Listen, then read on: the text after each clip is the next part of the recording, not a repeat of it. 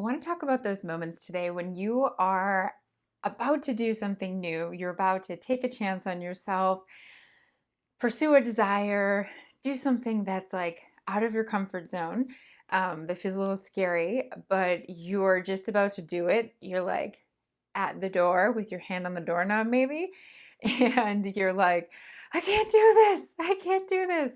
I want to talk about three things that you can do in those moments to settle yourself down and to really pursue whatever it is that you want to do with a feeling of more grace and more ease and more honoring.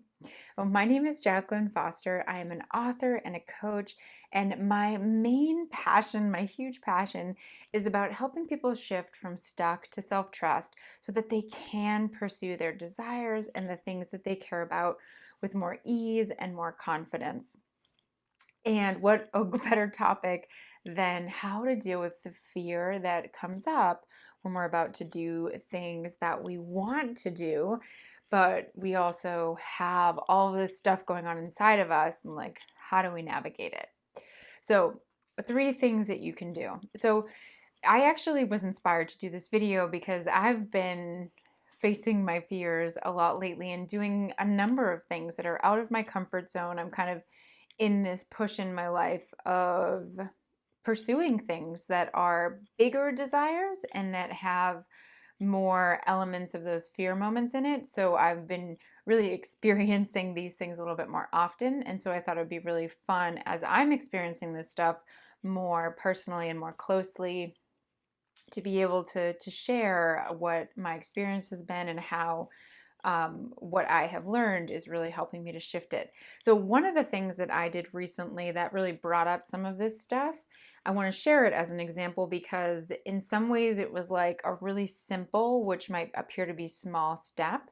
But for me, it also felt very intense. And so I want to share this brief story before I share the three things you can do, because so often what really feels scary for us and what might bring up fear is very personal, right? It's personal to what your experience is. So it's really hard to judge what is a small step or what is a big step because for you, you have your own set of life experiences and things that are going to make you more nervous than others. So I want to say that to honor that when your fear comes up, it's totally normal and it's just a personal response to how you've lived your life and what are those moments for you where you're like, "Oh my gosh, I feel this."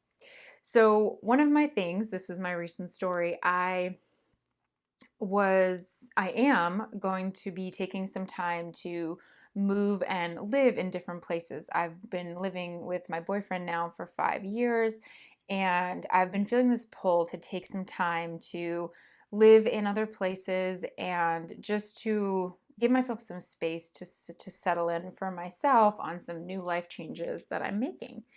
And so there's a lot of unknown, but I've been thinking about and feeling this pull to Santa Barbara, California, which is about like an hour and a half from where I live now. So it's not too far away, but it's in an area that I know to be of like a wealthy, affluent area, to be beautiful, to be the home of people that I admire that are doing very big things in the world. And so there's a part of me that's a little bit like, maybe you don't belong there. Like there's that voice coming up. And so I actually went there for a visit and I was like, hey, I'm just going to go and walk around and see what this is like. And I went there, the drive was really beautiful, and I got to my parking spot where I was going to do some visiting, and all of a sudden, like I felt so much fear, and I had these voices come up that were like, "You don't belong here. You shouldn't be here."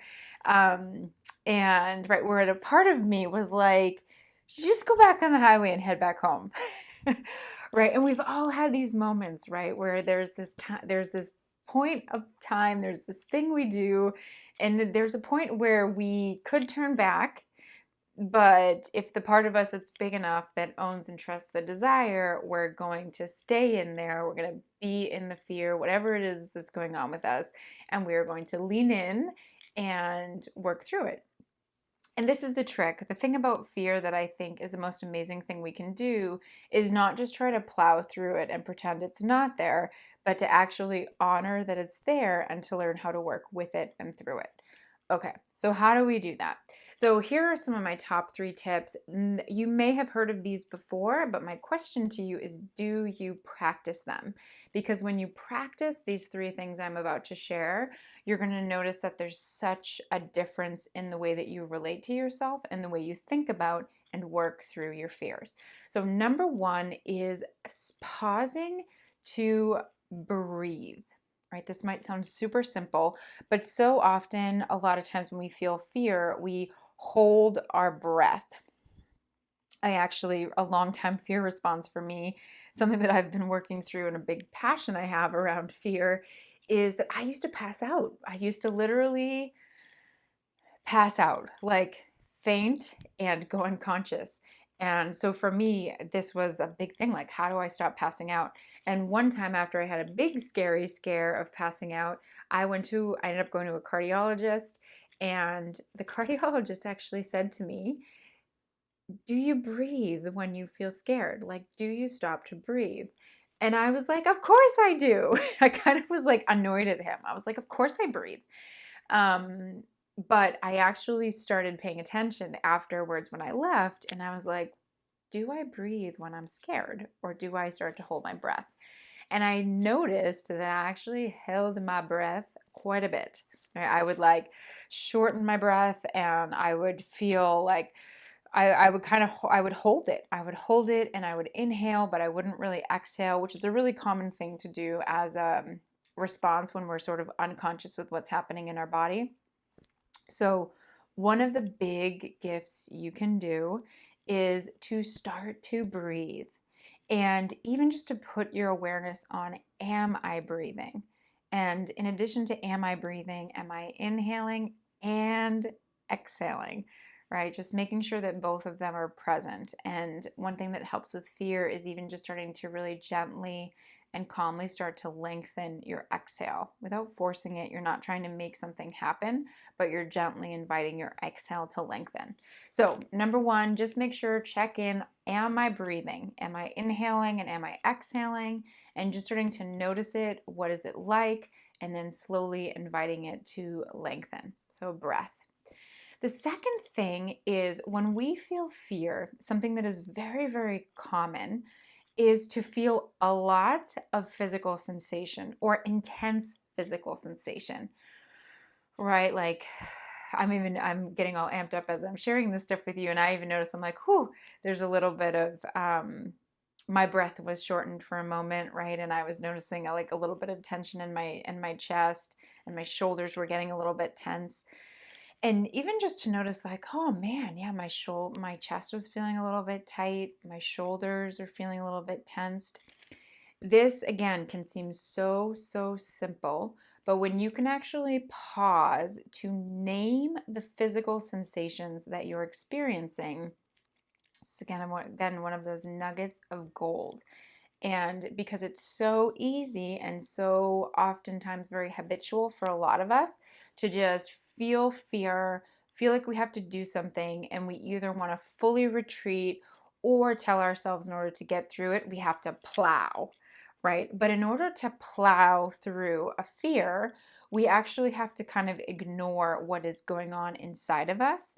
And that's where the gold is, right? That's where we can actually start to take action, face our fears, follow our desires, where it's not like this awful thing that we just have to push ourselves through, where it can actually become this thing that we can experience gracefully because we are honoring what we're experiencing. And a thing that I know 100%, and I imagine this will resonate at least on some level, is facing our fears, leaning into our desires is physically sensational, right? And that's part of what brings aliveness, which can be so amazing, but it's also a reality of taking chances on ourselves, facing our fears and desires. So, the next time you're in a fearful situation, in addition to breathing, practice naming the physical sensations you're experiencing. If you're alone, you can even do this out loud, but you can even do it silently in your head, right? Like, and name, oh, yeah, I'm feeling tension in my chest. Oh, yeah, my shoulders are tight. Oh, yeah, I'm feeling some knotting in my stomach. Just name the sensations out loud that you're experiencing. All right. And number three, one of the things I want to remind you with facing your fears is that you don't have to do everything at once, right? And when you have new desires and you have things that are important to you, again, with along with this line, I think of a lot of us fall into of like, I should just push through this. I should be able to do this. This means something to me. What's wrong with me? There's kind of this pressured sense of I have to do all of this. It has to be big. It has to be now. But when we face our fears, when we lean into our desires, it can be so helpful to just pause and to ask yourself, like, hey, if this is too big, if this is too intense, what's a smaller step I can take? To honor that, hey, I have some fear coming up right now, right? Like honoring the fear and being willing to chunk down what you do can be so, so great. I have one other funny little story around this before we start to wrap up. But the little story for me was when I lived in Spain, I wanted to go to visit this yoga studio, and they spoke Spanish at this yoga studio, and I did not speak fluent Spanish at the time yet.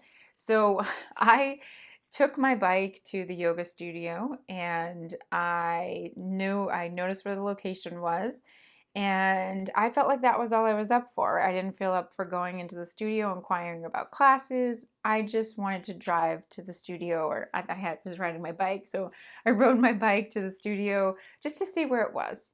And then I left for that day. And then I think I actually went back a second time and just kind of like walked up to the entrance. And I actually think I didn't go in the second time. I think I just walked to the entrance.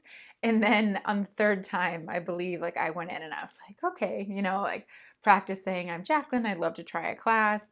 But I let myself do it in steps. And I think sometimes we don't always give ourselves the permission to chunk down what our fears are and actually do them with a little bit more honoring of the fear, a little bit more grace, which that is actually what builds self-trust and a desire to keep going, actually, is not when we're just trying to plow through, but when we're honoring our experience and actually building an internal muscle of self-trust.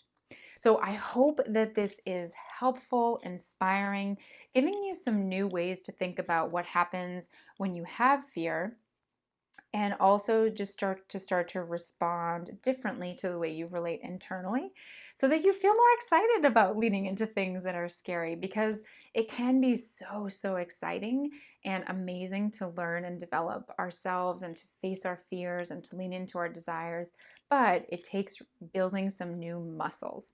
So again, I hope you enjoyed this video. If you haven't yet, make sure to subscribe to my channel, and you can look at my information below if you'd like to be in touch. Wishing you an amazing, amazing day, and I look forward to sharing more next time. Mwah.